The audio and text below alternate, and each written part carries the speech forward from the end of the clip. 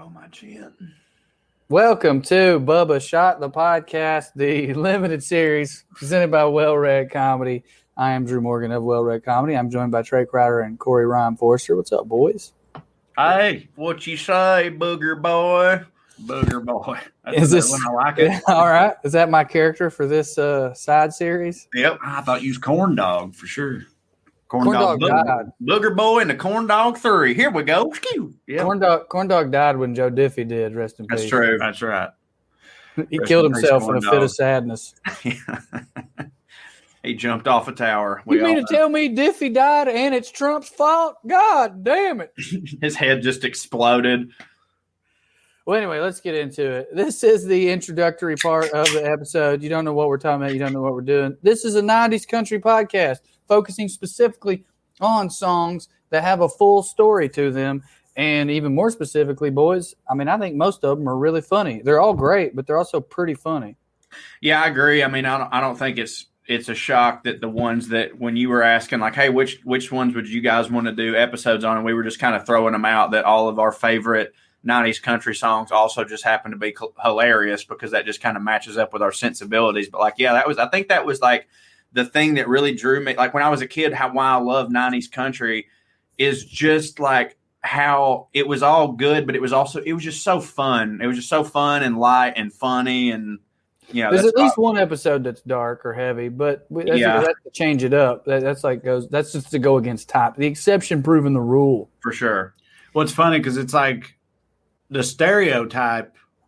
I mean, I guess that's your woman leaves you, your dog died. Yeah. Tearing my bear shit is the stereotype for country music, but that it also has a 90s. long, rich tradition of, cracking jokes, being goofy. Yeah, truck driving shit. Truck drivers. And self-awareness related to that humor. There's definitely some country songs where it's like you're laughing at them, but like they know that these writers make millions of dollars a year. You know what I mean? Of course, man. Like, dude, like to hear Jamie Johnson like tell the story of how he wrote Honky Tonk Badonkadonk, like it genuinely like was the most self-aware. Like they were basically just sitting in the bar like, I wonder how much money, who can write the dumbest song for the most amount of money? And like, that's so like, when you think about it like that, you're like, yeah, who gives a shit? Like it's whatever. Corey, you know, the record, that song kind of goes. Corey, you know how you think you can win every competition that comes up between almost every that one. No one would argue with you. If we had that, I'd be like, man, he's gonna make so much money. I was about to say, if I came in here and said, who can do the dumbest thing and make the most money on it? It's like, I mean, just go ahead and give the boy the check. Yeah, I don't know. What are we even doing here? Just trying to fill time between now and death, I guess. Right. I'm sure the rest of them probably bowed out immediately as soon as he put Honky Tonk Badonkadonk on the table. For as soon sure. as he says it, they're like, well, fuck this. Yeah. Do you think they knew it'd be a hit? I know they knew it'd be dumb. I think that Honky Tonk Badonkadonk is one of those that, I have to imagine that like in the studio, there's definitely sometimes where like that was good, but we'll see. But I have to imagine that one was just like, man, this is just going to go through. First of all, that's not 90s, and I'm aware of that. No, it's not. But who? Trace Atkins. That's what I thought. He is, boy. He looked like he stank. He just, but yeah, sure. But he's like the king of that dumb shit. For sure. Trace Atkins, dude. Lord, fucking Wranglers go bring. But at the same time, what you say. But dude, something ball cap don't take no crap. But he somehow I see Pap. But he somehow went too far. He's the one who went too far. He offended some of those people with that "Meet Me at Arlington" song. He somehow went too far down the fat dumb don't hit route. Yeah, he did. But know you could do that. I'll be honest with you. I mean, I think that Every Light in the House is On is a good goddamn sad night. That's he did have some good ones. He did, yeah. You had to have had some good ones to end up going full FDDH. FDDH, fat dumb and don't hit. And we'll get into a lot of fat dumb and don't hit over the course of this mini series. But just case in point of what we're talking about ballads, we're talking about stories, but for the most part, we're talking about fun ones. And for me, growing up in the 90s, and I think a lot of our fans will identify with this, whether they were 13 in the 90s. I mean, obviously you were 13 for only 1 year in the 90s. But whether you were in your teens or whether you're in your 20s, that was a good era for country music. I mean, it really was. Hell yeah, man. I mean, I know that everybody, like, you know, it's kind of just everyone of a certain age hates pop country, regardless of what generation it is. Like there were definitely people who my dad hated it. Right, and like hated it because it's like it's all fucking poppy bullshit. And it's what he would have told you. Like he liked Waylon and Willie and all them fucking dudes and whatever. And he's like, these are a bunch of fucking and fancy jean wearing fucking bullshitters here, which is exactly what we say today. But it's just not. And it's a hard pill to swallow that like it very well may be. Like it's just that I know we have to understand that the way that we feel about current country music is the exact same way our dads felt about ours, and we're just like, no, by God. I have been having this drunken conversation with my buddies since I was like 20 years old. I think where it's like, and I know we've had it before. I think we've had it on the Well Read podcast probably multiple times. Where it's like trying to reconcile how much of my unabashed love for 90s country is just like pure nostalgia versus how much actual validity there is to that argument of, because I just cannot help but think that like if you take fucking Shenandoah or whatever, right, that they're just way more goddamn country than these motherfuckers out here today. I know, but it's just not the case. But here's the way that I think the unfortunate thing that we have to say is like the country, like we've changed as a people. You know what I'm saying? So like this type of modern pop country still does reflect what the rural South looks like now. Okay. Unfortunately, I've kind of come around on it to where like I had to very much don't hit for me. No, it don't hit for me either. Right. But I had to realize, like, dude, at what point are you being the kids these days thing? And like if you were 13, you would probably be rocking to this shit because it would be, I think, your Tractor Sexy of this generation. Well, and I bet part of the reason you're coming around on that, and I feel like I should mention Tyler May and Co. has made me realize about some things about the deep history of country music that I didn't realize, which is essentially that what country music, the most popular version of it always is half what the last popular country thing was, half what the current pop music scene is doing. But what I will say in defense of what you've got going on there, Trey, is two things. One, pop is so fractured right now in America. Like that used to mean one thing. It used to be Backstreet Boys. Right. So if 90s country was half pop music of the 90s and half whatever 80s country was, that was a pretty finite world you're dealing with. Right now, and this has been going on since the 2000s, pop's fractured. We brought in rap. They put trap beats on country music songs now. Marshmello topped the country charts. Marshmello did. That is different. It's the same thing. We're all describing the same thing, but it is different that this generation of pop country has a lot more to pull from, and a lot of that don't hit for me. Like, it just don't. Me neither. No, it doesn't. But again, like you said, the 90s stuff didn't hit for your dad. Mm-mm. And your dad had really good fucking taste in music. So I'm just saying, like, there's something to be said about all this. Yeah, but it hit real hard for his bitch ex-wife. That's my mama we're talking about there. Which, by the way, that's my favorite 90s country song. My bitch ex-wife. Yeah, it's a Travis Tritt jam. I think. Yeah, it is. But for real, that's how I like, because that's where I got all the 90s country from was my mama. They were divorced. That was her shit. She loved that shit. And my dad hated it. So I'm saying, like, there might also be something to that. He was very much a rock and roll purist. He did have really good taste in music. And, like, that's all true. But I'm just saying, throw that little caveat in there. Might have something to do with it. But here's the deal. I don't care. I genuinely don't care if it is just nostalgia as to why I like 90s country. Because it doesn't matter. Like, I think you just have to go at the end of the day. You're like, it doesn't matter why I like a thing. I like this thing. 90s country, because that's the thing about 90s country.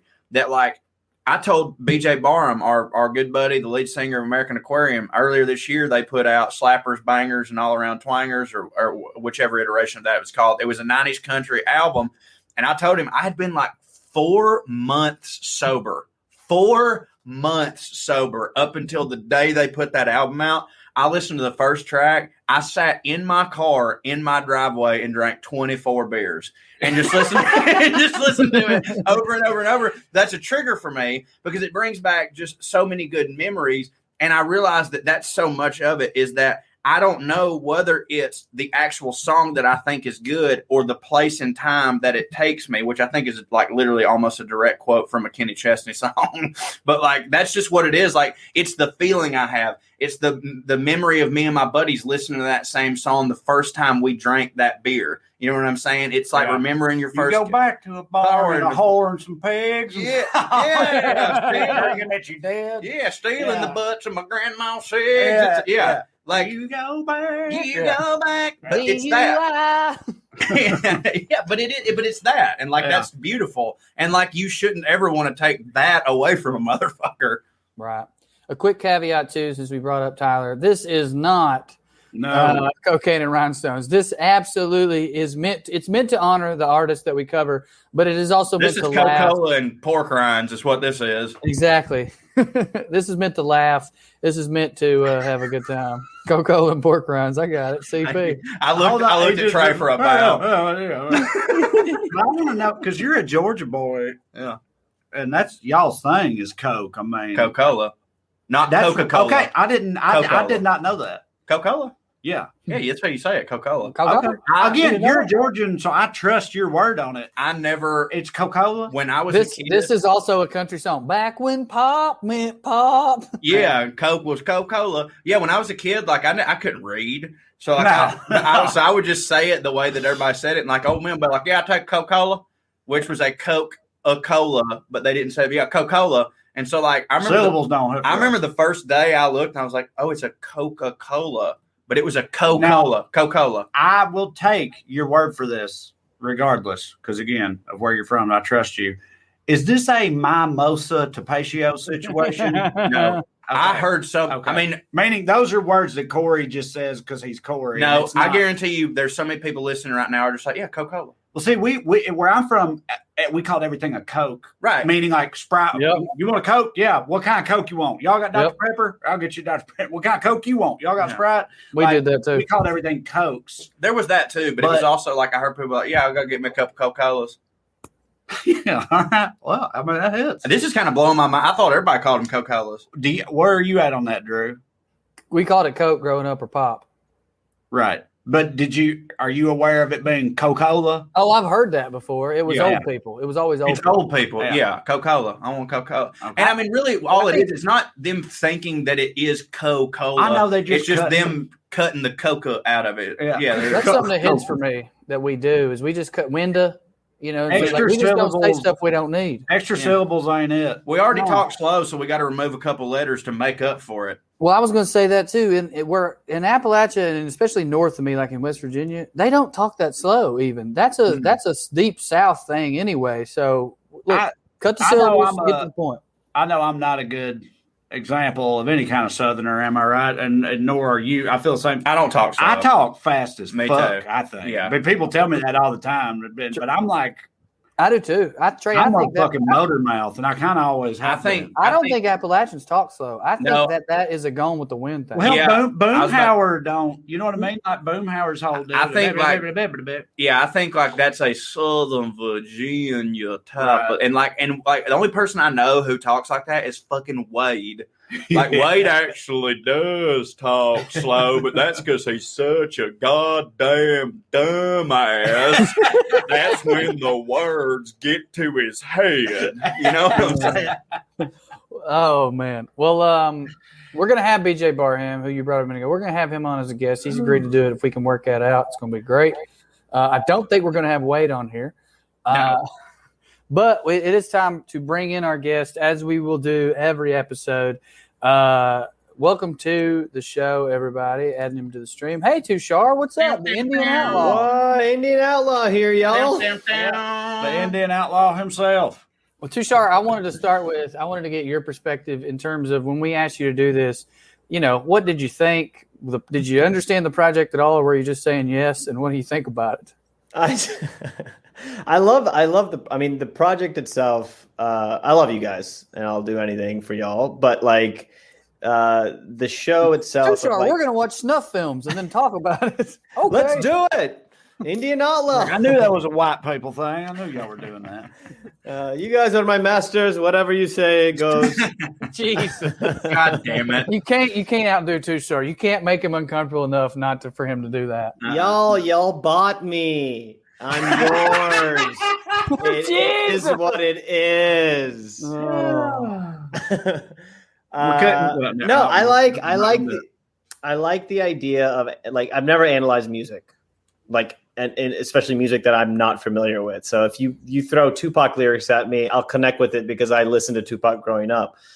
Country music is something that I've been adjacent to. I grew up in Alabama, so like I've always heard people who are listening, but I've never quite got into that world. And I've also, until my adulthood, always looked at country music as like, man, I like everything but country. Like I don't say it like that, but like throw anything at me but country. And country has this weird stigma for people who don't love it to be like this kind of this hillbilly backwood, like this redneck thing. It's how racists feel about rap.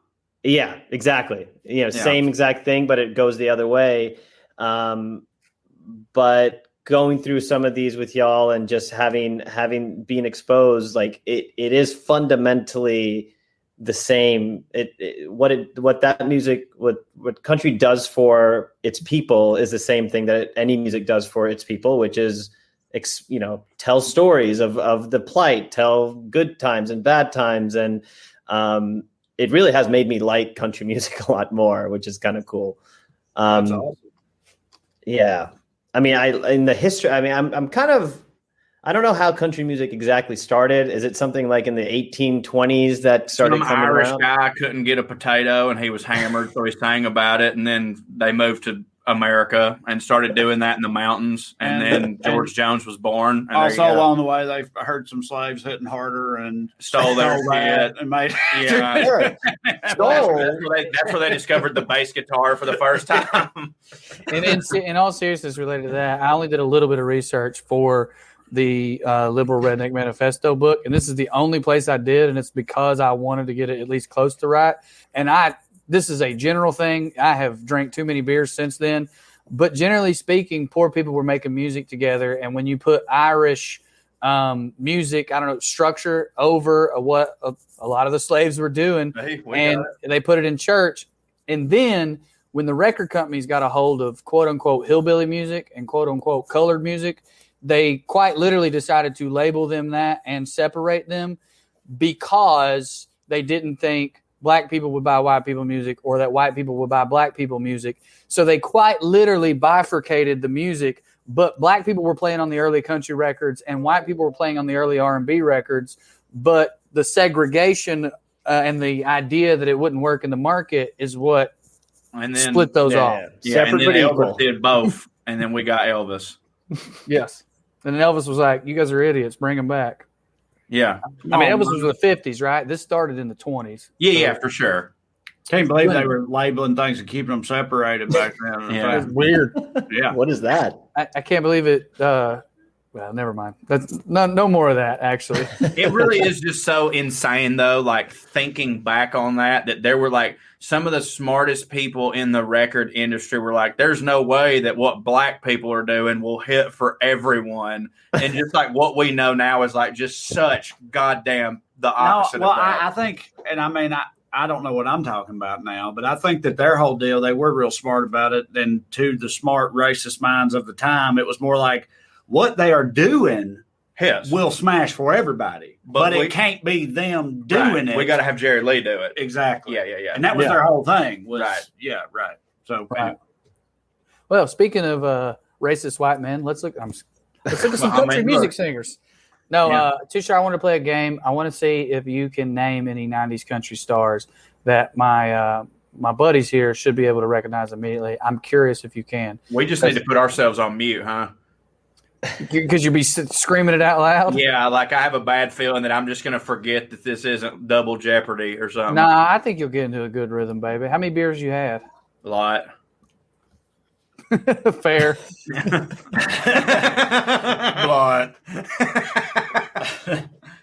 but one word just fall out your mouth. I'm going to be, before we start this, I'm going to be very bad at this. That's fine. That's fine. What I recommend you do is if you don't know their name, just make one up. Yeah, make one up. And I want you to know when I show this first one, this is a picture of a country music star from the 90s, but it's also a meme Corey and I made. Yeah. So I don't want you to be completely caught off guard by that. You're showing him pictures? Yeah, and I'm about to screen share. The name? Okay. Yeah.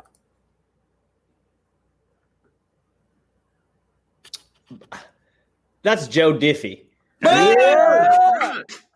Nailed it. That is Joe Diffie. Do you know? And that's actually when he was healthy. That's the best he ever looked right there, buddy. That's a healthy peaking. That's rhyme. Do you know any of his songs? Any of his hits? Can you name one or two or make some up? I beat my wife with my guitar. After every episode, I don't know. Yeah, well, I mean, my favorite is Third Rock from the Sun. His most famous is either John Deere Green or Pickup Man. The one that makes me cry the most is Ships That Don't Come In. Prop me up by the jukebox when I die also hits. Especially now. Yeah. I mean, dude, he's a killer. I just want to show I was going to say I just want to show two more memes, but I'll do that later. All right, here we go. That's Shania Twain. Boom! 2-star! You fucking 2-star! USA! And dude, listen, let me tell you something right now. Let me preface this by saying also one of the greatest and most talented artists of all time. She's the number one selling female country artist ever. I don't want to reduce her just to her looks. However, son, it's probably my sexual awakening with Shania Twain, and that shit right there, oh my God, look at her. Right, she was like, and from Canada, by the way, that should be pointed out. Yeah. Taking her jobs. How is she a country musician from Canada? Well, you know, they got fucking country. Alberta's whole deal has been like the Texas of Canada, I reckon. They got some fucking red-ass motherfuckers up there, too. But I was going to say she was like a crossover phenomenon immediately and at the time. I mean, it was her Garth Brooks in the 90s. They were putting her shit on VH1 and stuff. Like she was I 100% was massive in country. I'm saying she was massive just overall in general at the time. Her face transcended everything. She's just, dude, I would just. Can you name a song? Ooh. Can you name a song of Shania's? I can. Fuck. It actually kind of looks like I'm jerking off. I think that's the name of the song. I'm jerking off. I'm just. I bounced my knees. I just do that. My arm was on my knee, but it looked more like you were jacking me off just the way you're laying. Anyway, any man of mine's probably the biggest hit. But here, we'll go to the next one. This one's tougher. Whose boots have your bed been under? Whose bed have your boats been under? This one's You're tougher. Still the one. Oh, I would dance with you. Man, I feel like a woman. Oh, that's a good one. Come on, Tushar. Look at them eyes. Remember, if you can't think of his name, give him a name. CMT's sexiest man of the year, circa 99, probably. I'm going to go with Johnny Cornbed Face. Am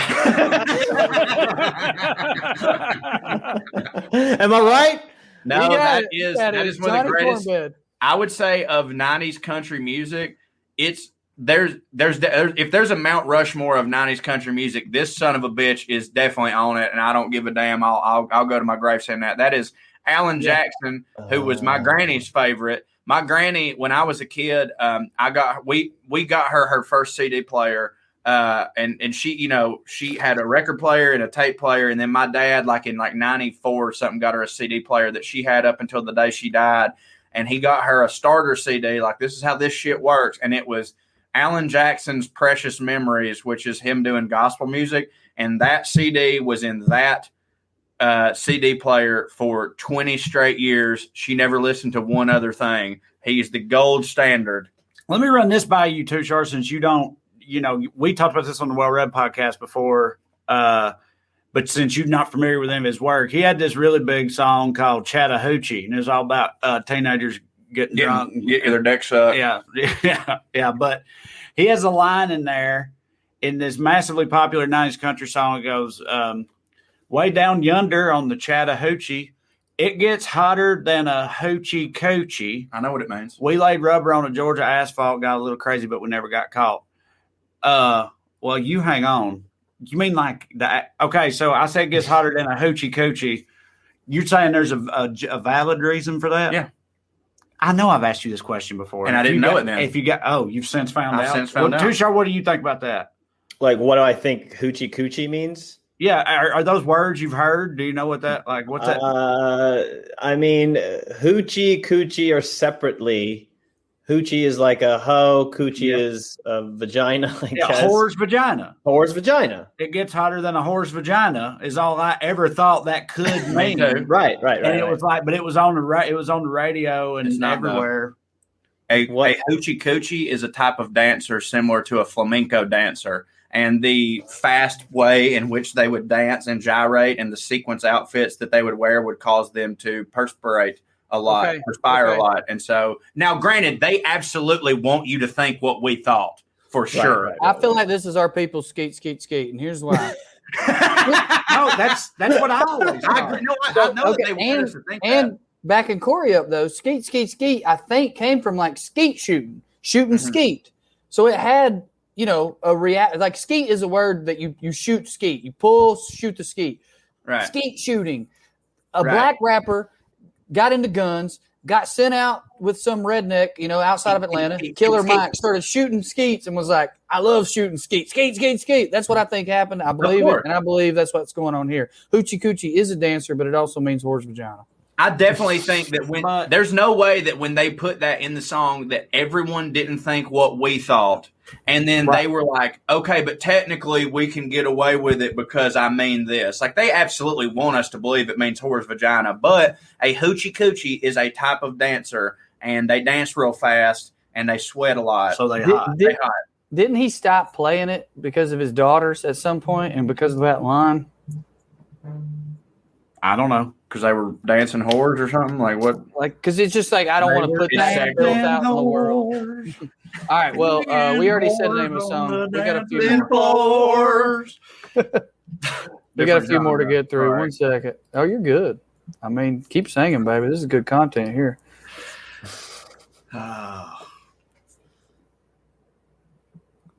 Reba McEntire. Yeah, there it is. Damn, I'm better at this than I thought I'd be. A single mom who works too hard and loves her kids. And yeah, that's her. Can you name a song? Divorced 13 times. Her one-hit single. That also hit, but I thought you were saying Divorce 13, like it was, it came after that Divorce was 1 through 12. Yeah, Divorce 13. Now that's what I call breaking up with a bitch. Yeah, that's what I call divorce, volume 13. That'd be a great country. Now that's what I call setting his truck on fire. I wrote a sketch one time that was about Conway Twitty era country music, and it was called "Now That's What I Call Getting Your Grandma's Pussy Wet" Volume 5. Reba had her own TV show. My favorite song by Reba is "Fancy," which is a cover. Yes. I didn't find that out till way later in life. I don't give a fuck what the answer to this question is, but is "Fancy" like problematic now? No, I don't think so. Because it just tells the story of what happened. It's not like, you know what I'm saying? It's not like. I mean, it's her, because Tushar, do you know "Fancy"? Tushar? Mm-hmm.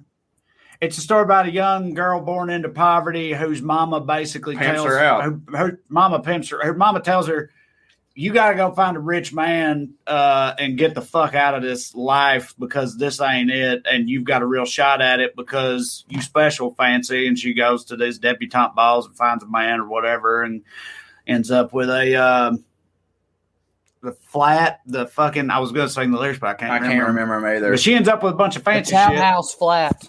Townhouse flat, yeah. And it bought for her by a diplomat, as I recall. She so lived in utter desperation and everything. I fucking love that. Oh, that song's great, but it's a classic example of how like even people that are fans of the genre don't like. People often don't listen to lyrics. Right. Like, dude, I know it's wild how that's so true for so many people. I know so many people who like and who love country music, love Reba, love Fancy. and love the song Fancy, but it's like a new revelation to them that she was a prostitute, because it's like they just fuck off during everything else but the chorus. You know what I'm saying? But like, it's like, dude, it's so obvious. Like she's a prostitute. Now in the song, I find that like maybe I guess it seems like a glorification of it, but to me, it's always just been like, hey, here's a song about how hard it is to be from around this area. Right. So I don't see how that could be problematic. Did what she had to do. I don't see how that could be problematic. Now, granted, like depending on the age of Fancy, her mama, like maybe I mean, she definitely. I think Fancy's mama was problematic then and now, but the song itself is just writing about that reality. Exactly. Like it's not saying it is bad or good. It's just saying that it is, because it is. Right. I mean, her mama engaged in sex trafficking, I'm pretty sure. Of course. Yeah, she did. Only kind of traffic hits. But there's lyrics in there about how I know every goddamn word to this song if it started playing right now, but I can't think of none of them when we're sitting here talking about it. There's definitely lyrics in there where it's basically to the effect of like, before you go judging my mama for this. Yeah. No, we will absolutely do that song. It's for me, basically. Felt it in my butt. Here's one chance and don't let me down. We will absolutely do that song as a whole episode, and you will have plenty of room to defend Fancy's mama, baby. Yeah, that's true. Yeah, all right, here we go. All right, I got just two more, I think. You ready? Yeah. I'm like, are you ready? Just so I can have time to find it. Yeah. Oh, man.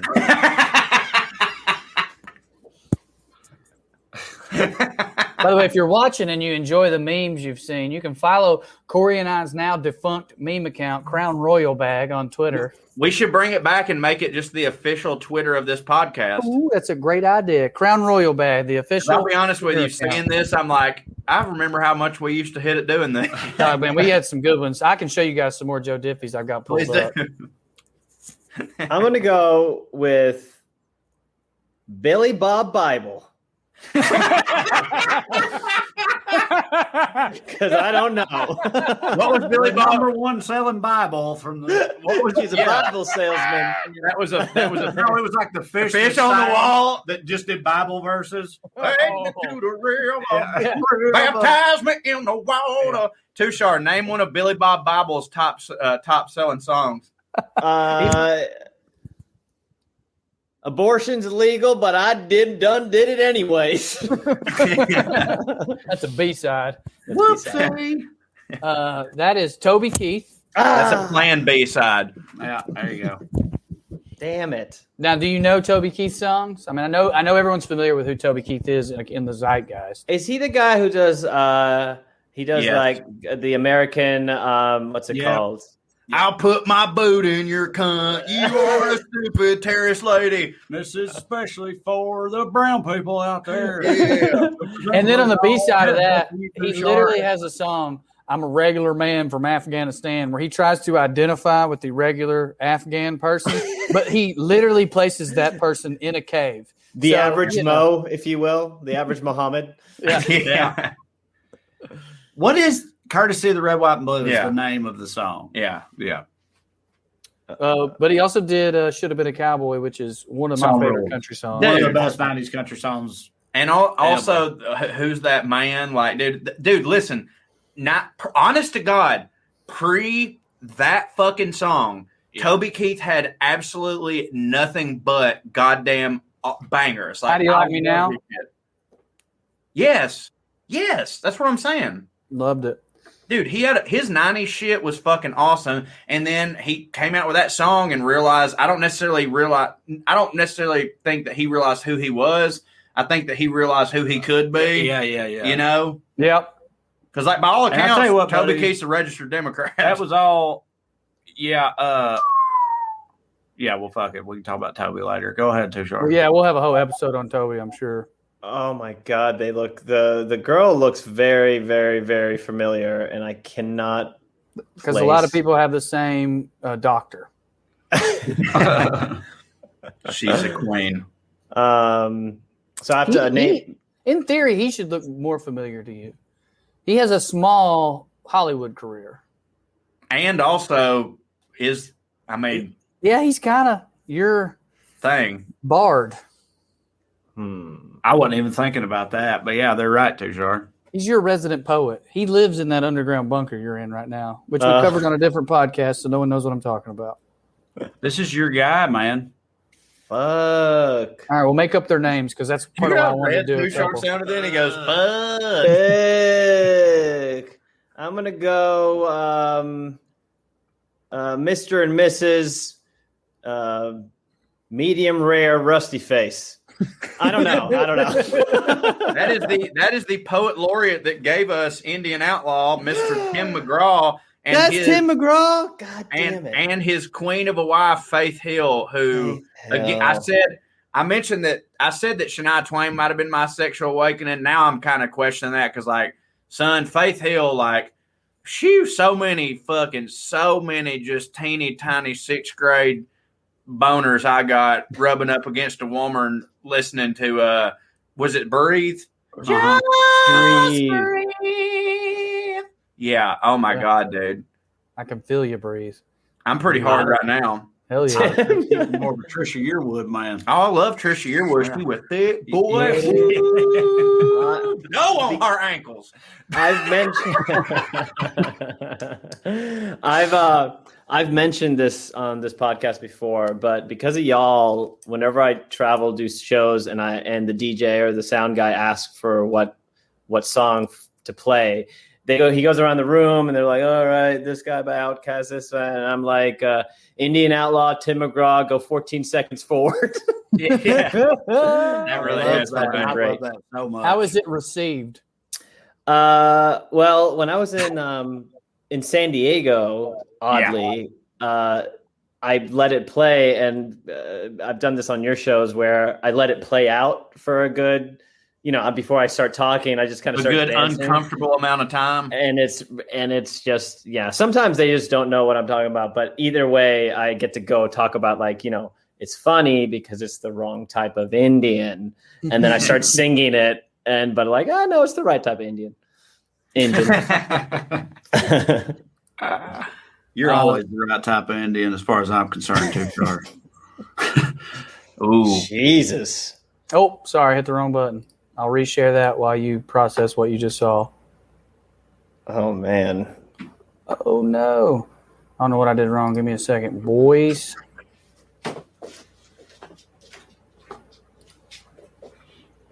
There we go.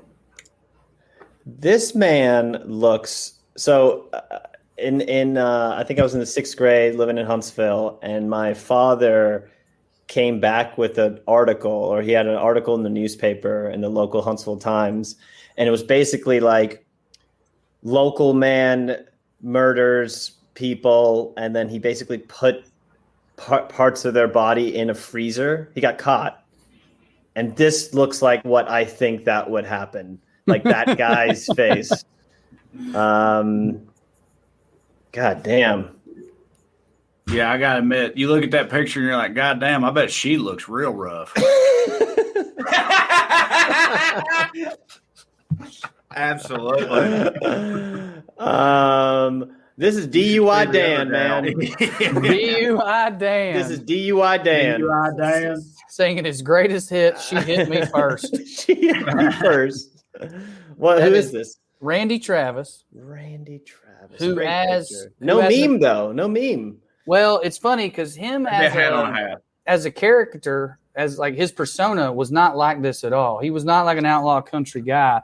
And supposedly, correct me if I'm wrong, fellas, this mugshot is from one of the many times he was strung out and again, this might be homophobia coming from the country fan base, but supposedly naked near a truck stop trying to have sex with gay truckers. Sure. I think so. I remember him being strung out and naked a lot. Yeah. He stayed strung out and naked. Which is why I remember. Well, whatever. Dude, think about this, though, man. Think about this. You were a gay truck driver, all right? Now, think about it. You're a gay truck driver. I already know where you're going. You're a gay truck driver. It's my birthday, by God. You're looking for any butt to fuck. Any butt to fuck. And by God, 3 wooden crosses, Randy Travis spreads his for you. Like, again, like, like, what a fucking, like, confetti's going to be falling out of the sky. You get a free hot dog. Like, God damn. Like, sang for me, Randy. Sang for me, Randy. Gay trucker Jesus, take me down. But then it looks like they beat the shit out of him. See, I don't. Yeah. He called him a queer after letting him fuck him in the butt. I think the cops did that to old poor Randy. Right. Yeah. They would have been worse. They're like, that ain't a queer. That's Randy Travis. Stop beating him up. Right. Tushar, you wanna come up with a song, and then we'll I'm gonna keep this one simple. Ain't Getting Me Alive. Yeah. By DUI Dan. DUI Dan. I want to hear all the songs Tushar has come up with today. Oh my God. Well, fellers, that's a great introduction. I think we're ready to go on with the show. As they say, this is Bubba Shot the Podcast, presented by Well Read. Thanks for playing along. A few quick production type notes. We started this on Zoom, and then StreamYard made everything much easier. So if you're watching on YouTube, you will see that sometimes we're on Zoom, sometimes we're on StreamYard. That's just how it is. I guess that's it for me. Appreciate y'all listening. Yeah. Skew.